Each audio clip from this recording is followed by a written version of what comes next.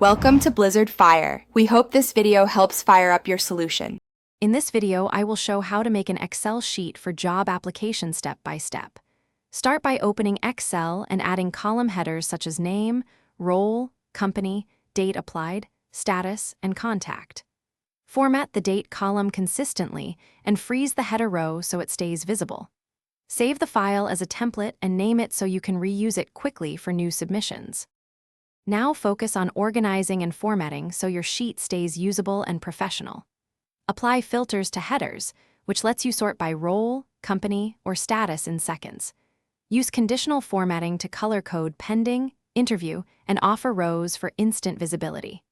Adjust column widths, enable text wrap for notes, and freeze the header row to keep context while scrolling through many entries.